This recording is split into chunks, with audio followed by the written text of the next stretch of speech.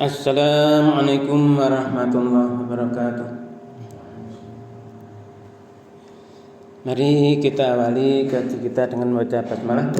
Bismillahirrahmanirrahim.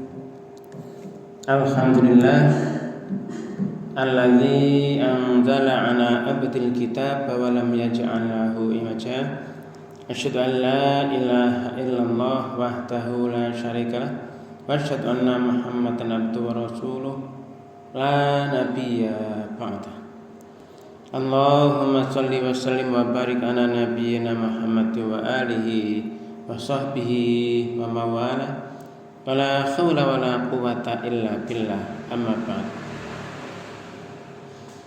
Jemaah salat subuh yang dirahmati Allah Ta'ala yang saya hormati, mari kita senantiasa meningkatkan syukur kita kehadirat Allah SWT yang atas limpah curah nikmat karunia-Nya kita sekalian masih bisa melaksanakan aktivitas dasarian kita dengan seluruh anugerah yang Allah berikan. Ini adalah karunia yang tidak ternilai harganya, terutama yang paling kita rasakan saat ini. Sampaikan niat dan umur kita untuk hadir di masjid ini, melaksanakan sholat subuh berjamaah yang kita lanjutkan dengan ta'lim, dengan membaca Alhamdulillah rabbil alamin. Salawat dan salam semoga tetap berlimpah kepada Rasulullah Muhammad sallallahu alaihi wasallam, keluarga, sahabat dan seluruh pengikutnya hingga yaumil qiyamah. Amin. Jamaah yang dirahmati Allah, sampai kemarin itu pas kita membahas itu surah At-Taubah ayat 20 sampai 22, itu ada di situ tiga hal utama yang harus kita laksanakan apabila kita ingin derajat itu lebih tinggi di sisi Allah. Itu iman dengan murni, dengan benar sebenar-benarnya, kemudian hijrah, kemudian jihad di jalan Allah dengan harta dan jiwa. Itu tiga hal yang harus kita upayakan agar kita di sana derajatnya lebih tinggi di sisi Allah SWT. Ini At-Taubah kemarin sudah kita jelaskan, kita bahas bersama bahwa surah ini adalah pemutusan hubungan Allah dan Rasulnya dengan orang-orang musyrik, orang kafir. Nah, maka ayat-ayat yang ada di surat ini yang di perjanjian pemutusan hubungan itu benar-benar sangat-sangat keras, sangat tegas, sangat keras, sangat tegas. Ini pagi ini kita membahas ayat ke 23. A'udzu billahi minasyaitonir rajim. Bismillahirrahmanirrahim. Ya ayyuhalladzina amanu la tattakhidhu aba'akum wa ikhwanukum awliya'a in istahabbul kufra 'alal iman. Wa may yatawallahum minkum fa ulaika humuz zalimun. Ini maksudnya, ya ayyuhalladzina amanu, wahai orang-orang yang beriman, yang sudah iman. Nah, ini dipanggil lagi yang sudah iman. Ada apa di situ? Setelah panggilan ada arahan. Ternyata di sini langsung larangan. Lamnya lam nahyun li tahrim, hukumnya jatuhnya haram, mengharamkan, melarang. La tattakhidhu aba'akum, la janganlah tattakhidhu, kamu mengambil, kamu menjadikan, menjadikan apa? Aba'akum, bapak-bapak kalian. Ini bapak terusnya ke atas ya. Ini bapak, mbak, bui dan terusnya, ini pokoknya bapak-bapak kalian. Wa ikhwanukum, dan saudara-saudaramu, ya, saudara-saudara apa saja di situ. Aulia, nah ini sebagai wali-wali, sebagai pemimpin. Aulia, wali-wali pemimpin. In jika in istahabul kufra 'alal iman. In jika istahabu, mereka lebih mencintai al-kufra, kekufuran, kekafiran. 'Alal iman, di atas iman. Jadi mereka lebih cinta kekufuran daripada iman. Iman yang lurus begini-begini ya dikufuri. Kufur itu lebih dicintai. Ini harus kita nanti pahami. Ini tahabbul kufra 'alal iman. Wa may yatawallahum minkum wa, dan man, siapa saja di situ, yatawallahum kepada mereka, yatawallahum, yang dia itu di antara kamu itu kok berpaling kepada mereka, melengos kepada mereka atau menjadikan mereka pemimpin tadi itu. Menjadikan mereka pemimpin, kemudian di situ wa may yatawallahum minkum, kalau kamu di antara kamu itu menolehkan ke sana kepada mereka, maka itu kamu adalah bagian dari mereka. Wa may yatawallahum minkum, pada mereka, ya, dari mereka itu, faulaika humuz zalimun, maka mereka itulah orang-orang yang zalim. Nah, faulaika humuz zalimun, maka mereka itu, mereka itu yang berpaling tadi, yang mengarahkan dirinya ke sana, ke bapak-bapak atau saudara-saudara yang mendulukan, mencintai, menyenangi kekufuran daripada keimanan. Ini humud zalimun, mereka itu az-zalimun. Nah, jamaah yang berbahagia ini saat ini kira-kira bagaimana untuk zaman ini? Zaman dulu Rasulullah 1400 yang lalu ada banyak, terlihat jelas orang-orang yang kufur, orang musyrik, jelas mereka tidak mau mengakui kerasulan Rasulullah Muhammad SAW. Padahal mereka kalau ditanya siapa yang menciptakan langit bumi, ya mereka jawabnya Allah.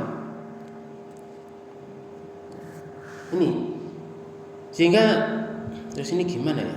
Siapa yang memalingkan dirinya ke sana, menghadapkan dirinya ke sana, ke itu pemimpin-pemimpin, baik itu bapak-bapak maupun saudara-saudara yang lebih mencintai kekufuran daripada iman, itu maka menjadi dia az-zalimun, zalim. Berarti zalim kemarin sudah kita hitung sedikit ya, kita bahas itu orang-orang yang meletakkan sesuatu tidak pada tempatnya. Nah, itu zalim. Terus ini kemarin sudah kita coba cek itu ya.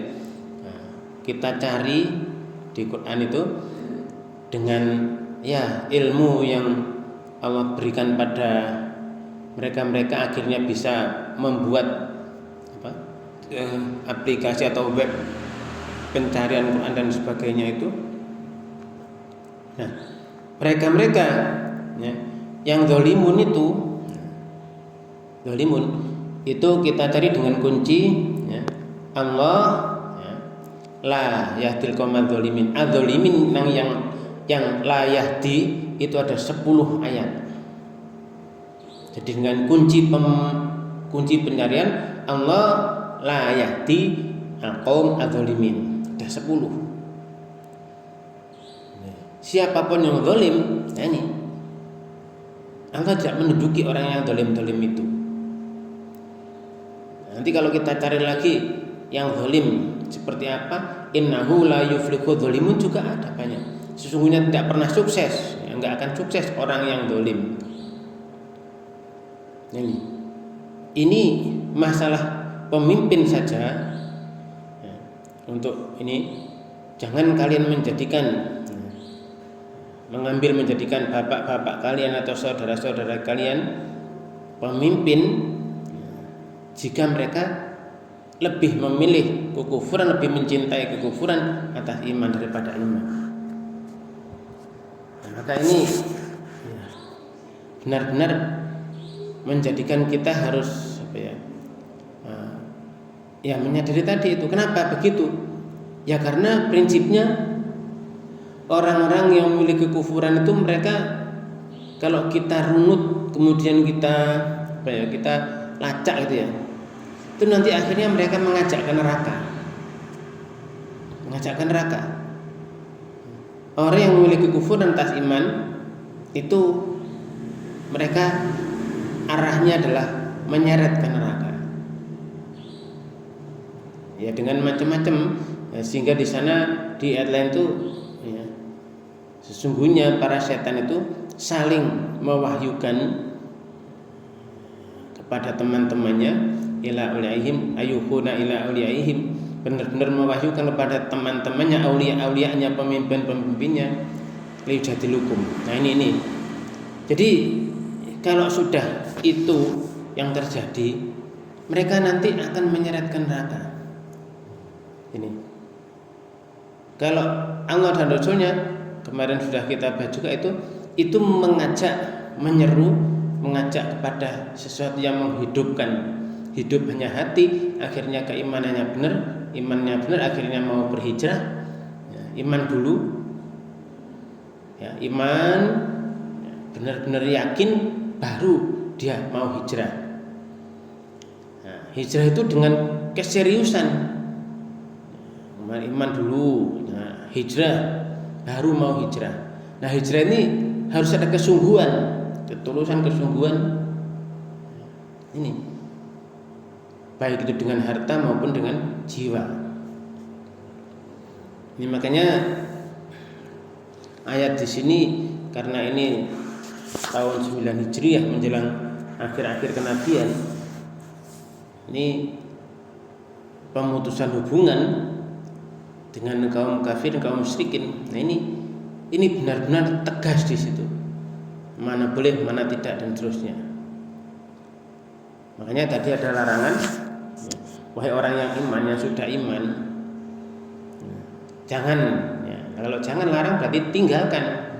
Nah, meninggalkan apa yang Allah larang pada dia itu adalah seseorang yang Allah meninggalkan sesuatu yang dilarang padanya, pada dia. Itu adalah termasuk di situ hijrah al-muhajirina man hajara ma nahallahu anhu. Nah ini kemarin. Berarti iman dulu, hijrah terus. Terus bagaimana ketika di dalam urusan lain urusan muamalah dunia itu juga kalau di negeri kita kan Darul Ahli Wasyahadah, negeri perjanjian. Nah, semuanya pakai perjanjian. Sehingga di situ ya janji-janji yang itu urusannya urusan muamalah keduniaan ya nggak apa-apa.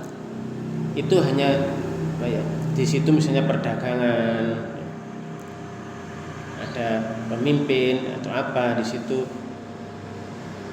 Tapi kalau dalam hal ini pembinaan umat dan sebagainya nggak boleh. Nah ini benar-benar harus diperhatikan oleh orang-orang yang merasa dirinya sudah iman itu tadi. Itu ayat ke 23. Nah, kita lanjut ke ayat 24. Qul in kana aba'ukum wa abna'ukum wa ikhwanukum wa azwajukum wa ashiratukum wa amwalun iktaraftumuha wa tijaratan tahsyawna kasadaha wa masakinu tardawnaha ahabba ilaikum minallahi wa rasulihi wa jihadin fi sabilihi fatarabbasu hatta ya'tiyallahu bi amri wallahu la yahdil qaumal fasiqin. Nah, ini malah ditegaskan lagi. Qul katakan, katakan wahai Muhammad, waktu itu Rasulullah disuruh menyampaikan pada mereka, qul, katakan apa? Ini yang dikatakan, in, jika, kana adalah abaukum, ini bapak-bapak kalian, jika bapak-bapak kalian, wa abnaukum, dan anak-anak kalian, wa ikhwanukum, dan saudara-saudara kalian, wa azwajukum, dan pasangan-pasangan kalian, pasangan hidup kalian, pasangan-pasangan hidup kalian, wa azwajukum, ashiratukum, dan kaum keluarga kalian, kaum kerabat, keluarga ya kerabat. Ini tadi bapak, anak, saudara, suami atau istri, pasangan hidup, kerabat, ini kerabat keluarga, ashiratukum. Wa amwalun iktaraftumuha, wa amwal, dan harta kekayaan, iktaraftumuha, yang kamu usahakan, yang kamu upayakan, kamu usahakan untuk dapat tadi harta itu. Wa tijaratan tahsyauna kasadaha, wa tijarah, dan bisnis perniagaan, tahsyauna kasadaha, yang kamu itu khawatir, kamu itu takut, kamu itu khasya, kamu takut, kamu khawatir, kasadaha, kerugiannya. Wa masakinu, dan rumah-rumah tempat tinggal, tardaunaha, yang kamu itu senang, kamu ridho, kamu senang di situ, kamu menyenanginya. Ahabba ilaikum, lebih kamu cintai, ilaikum, kepadamu, lebih kamu cintai atas dirinya, yang lebih kamu cintai, ahabba ilaikum, minallahi, min, daripada Allahi, Allah, wa rasulihi, dan rasulnya, wa jihadin fi sabilihi, dan dari jihad di jalannya, di jalan Allah. Ini katakan, ya, Muhammad katakan, jika bapak-bapak kalian, anak-anak kalian, saudara-saudara kalian, pasangan hidup kalian, kerabat keluarga kalian, harta-harta yang kalian usahakan, kekayaan yang kalian usahakan, bisnis yang kalian takuti kerugiannya, rumah-rumah yang kamu sukai, kamu ridhoi, lebih kamu cintai untuk kalian daripada Allah dan Rasulnya dan dari jihad di jalannya. Nah, fatarabbasu, ini ada fatarabbasu, hingga di sini ini kita harus waspada nih. Fatarabbasu, maka tunggulah, maka entenono, ya, tunggulah, hatta, sampai ya'tiyallahu bi amri, Allah mendatangkan keputusannya.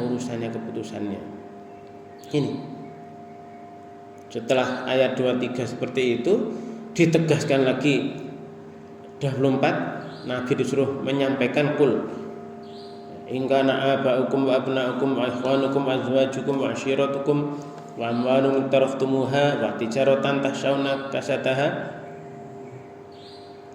wa masakinu tardaunaha, ahabba ilaikum, jika mencintai, minallahi wa rasulihi wa jihadin fisabilihi, dari Allah dan Rasulnya dan jihad di jalannya dan Allah.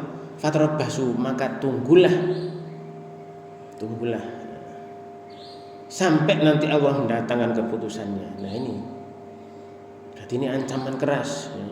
Ancaman keras siapa saja yang menguruskan urusan agamanya ini, ya.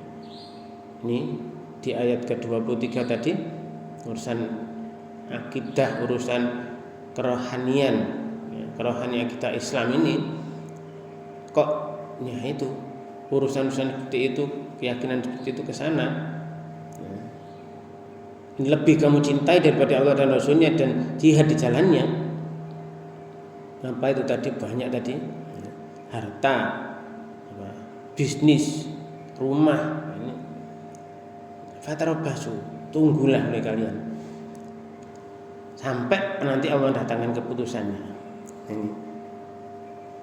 Nah, di ujung ayat ini, ujung ayat 24, wallahu la yahdil qaumal fasikin. Kalau dicari nanti di Quran itu Allah la yahdi, nanti ada la-nya. Allah la yahdi itu banyak. Kalau ingin memilah ya dipilih Allah dan yahdi saja. Kalau yahdi saja siapa yang diberi petunjuk. Nah, yang la jadi tidak diberi petunjuk. Allah tidak akan memberi petunjuk. Nah, siapa? Kaum yang fasik, yang rusak. Mulai rusak akal pikirannya.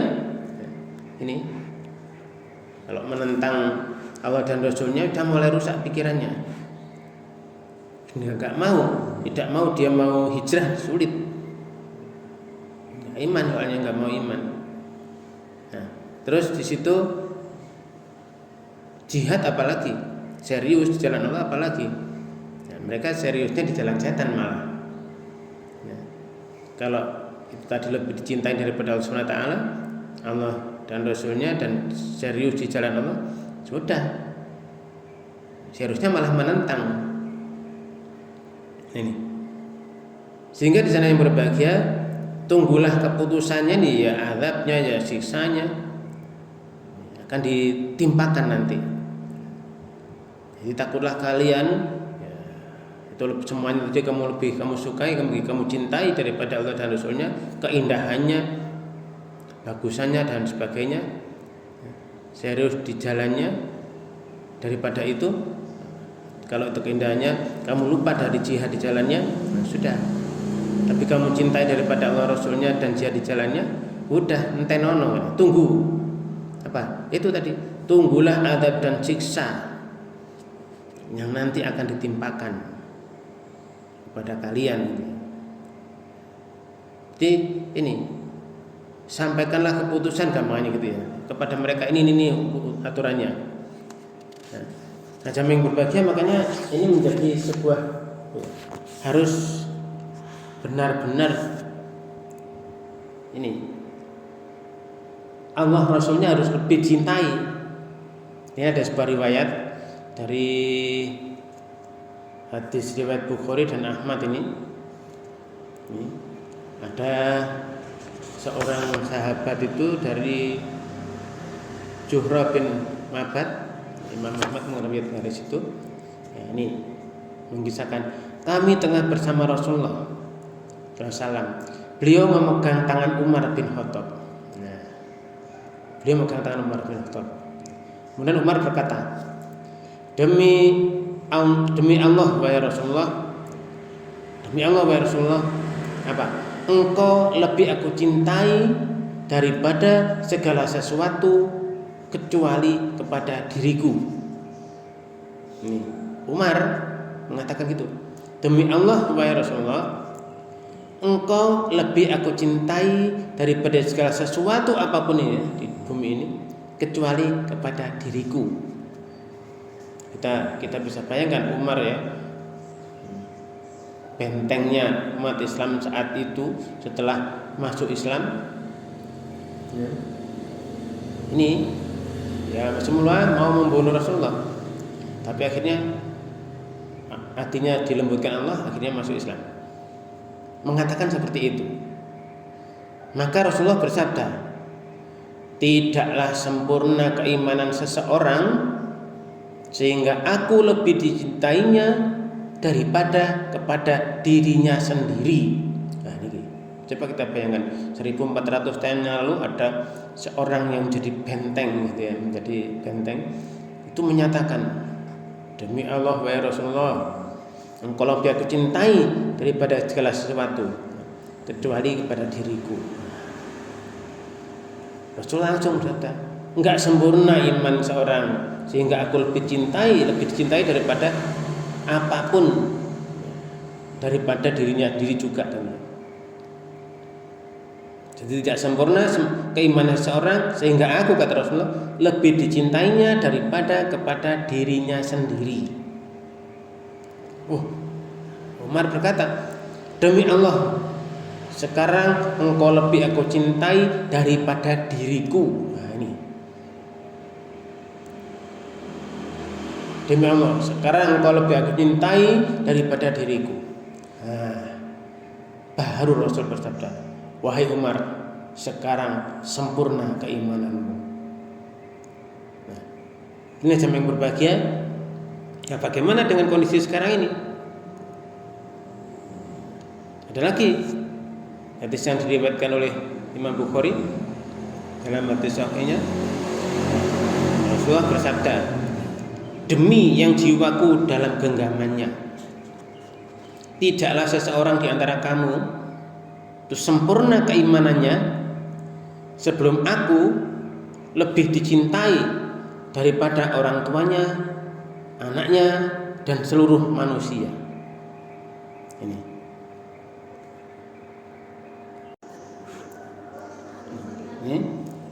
Jadi Rasulullah SAW bersabda di riwayat Bukhari ini tadi, demi yang jiwaku dalam genggamannya, demi Allah, tidaklah seseorang di antara kamu itu sempurna keimanannya sebelum aku lebih dicintainya daripada orang tuanya, anaknya, dan seluruh manusia. Jadi kami yang berbahagia, ini kita harus menata diri kita bagaimana agar Allah menggolongkan kita pada orang yang diberi petunjuknya. Karena kalau sudah itu tadi petunjuknya Allah di ayat 23 tadi, jangan kalian menjadikan bapak-bapak kalian dan saudara kalian pemimpin-pemimpin jika mereka lebih mencintai kekufuran atas iman daripada iman.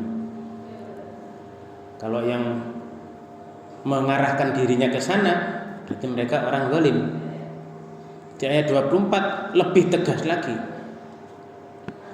Kalau itu bapak-bapak, anak-anak, saudara-saudara, pasangan hidup, harta kekayaan yang diupayakan, diusahakan, bisnis yang ditakuti kerugiannya, rumah yang disenangi, yang diridhoi, yang disenangi, yang dicintai, lebih dicintai daripada Allah dan Rasulnya dengan jihad di jalannya, maka disuruh nunggu ini. Dan Allah tidak memberi petunjuk orang yang fasik, kaum yang fasik. Nah, ini supaya kita diberi petunjuk. Kalau fasik ya menjadi nggak bisa dapat petunjuk. Nah, ini jamaah yang berbahagia, makanya ya kita harus mengevaluasi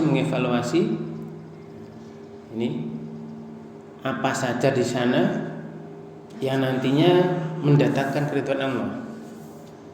Ini ada Imam Ahmad dan Abu Dawud meriwayatkan dari Ibnu Umar. Ini Ibnu Umar kata di situ, aku mendengar Rasulullah SAW bersabda, apabila kamu itu berjual beli dengan contoh barang dan kamu telah menjadi peternak sapi dan ridho sebagai petani, ini jual beli barang dengan contoh barangnya ada, dan kamu telah menjadi peternak sapi dan ridho sebagai petani, senang di situ, dan meninggalkan jihad, jadi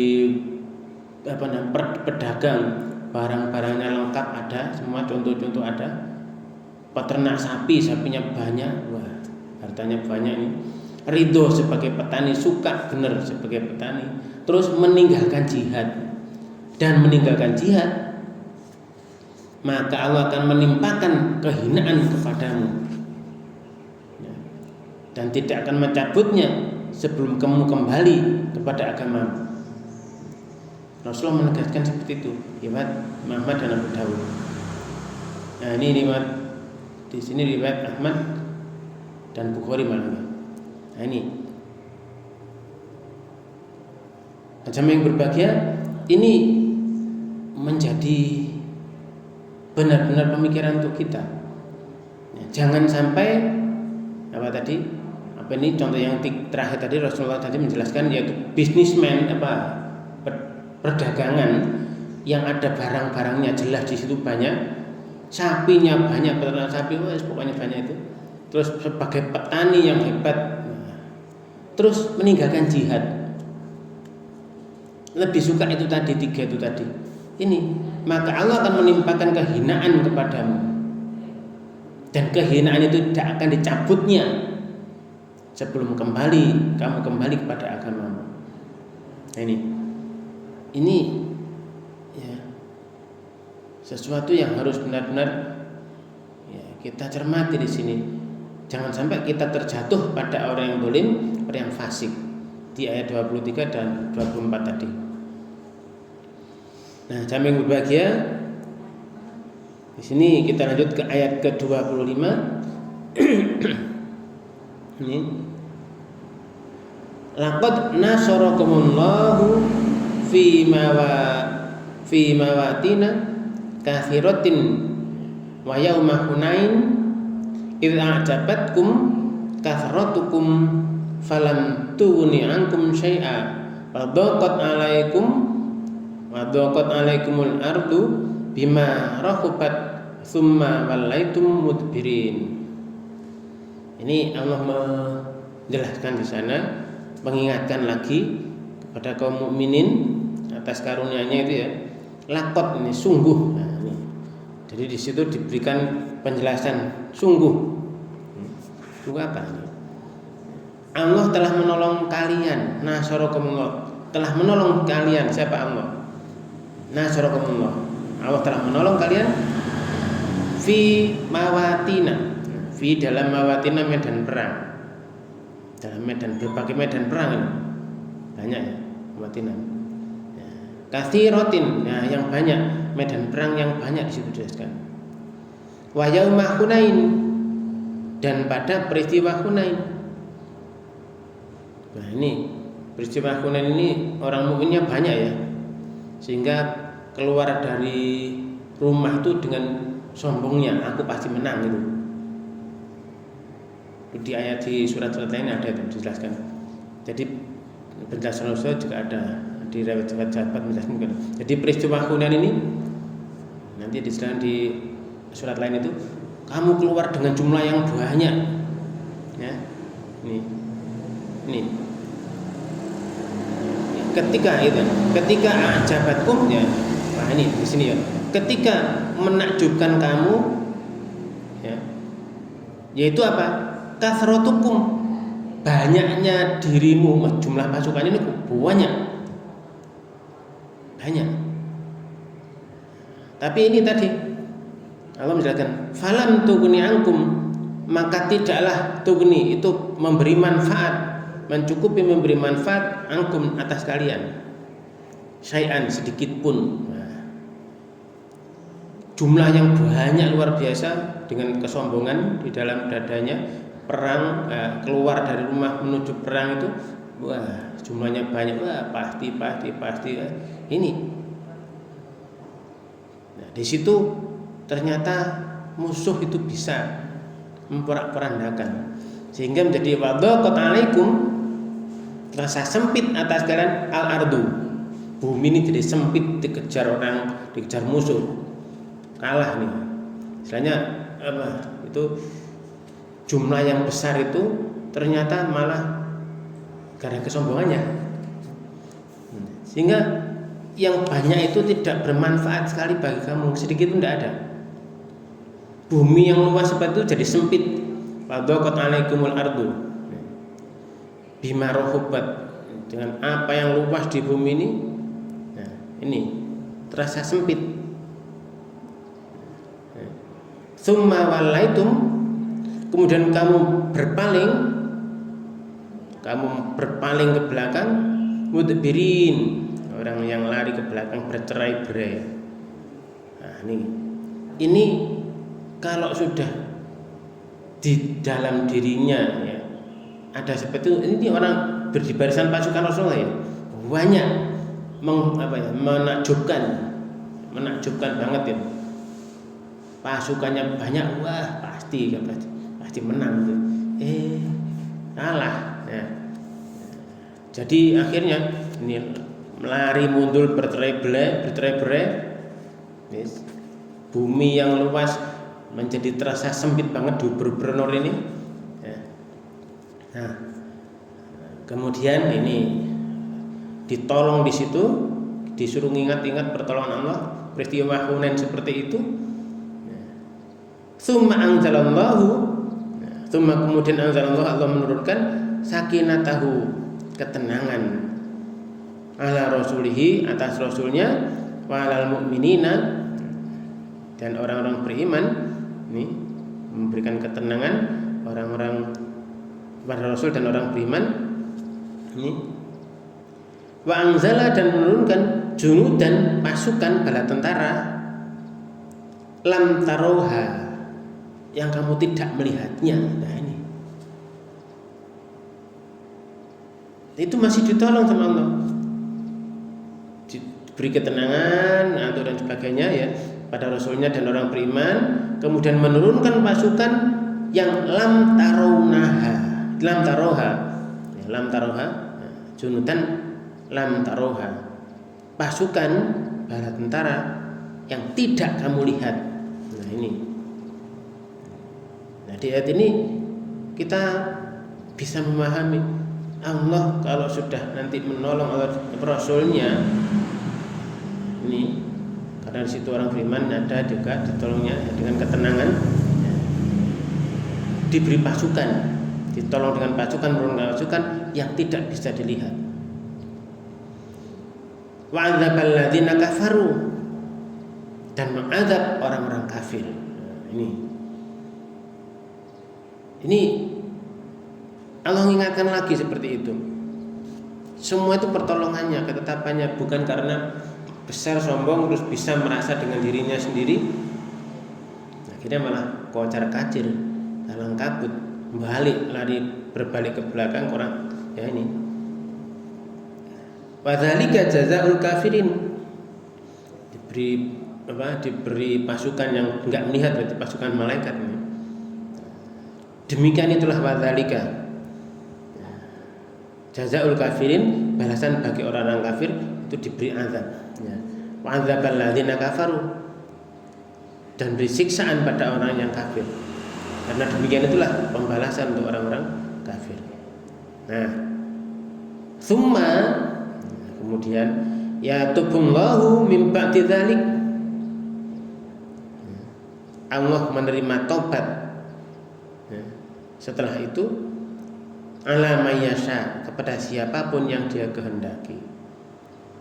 Ini, jadi setelah itu karena sudah sadar dan sebagainya, yes, akhirnya ya taubat kembali pada Allah. Iya ya, bukan karena diriku sendiri, bukan karena kita semua sendiri, tapi dari semuanya pertolongan Allah. Ketetapan pertolongannya luar biasa. Bukan lantaran itu tadi jumlahnya banyak, senjatanya banyak. Ini lupa. Nah, sebetulnya semua adalah karena pertolongan Allah.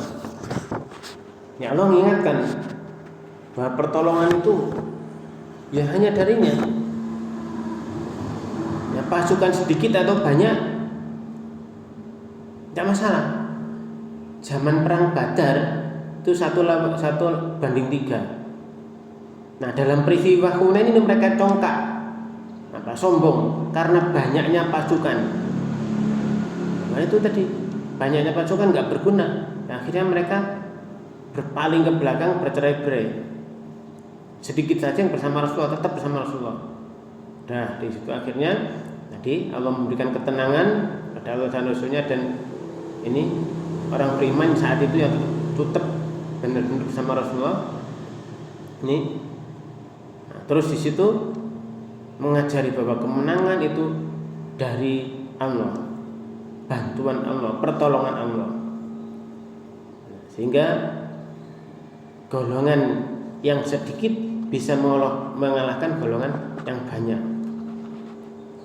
Itu perang Hunain terjadi setelah penaklukan Mekah, itu di bulan Syawal tahun 8 Hijriah. Nah, samping berbahagia ini, dari sinilah kita juga harus sadar diri lah, apapun yang kita alami itu adalah karena pertolongan Allah. Apapun itu sudah. Pertolongan itu ya dari doa-doa yang mungkin orang tua kita ucapkan, semuanya nanti mendatangkan.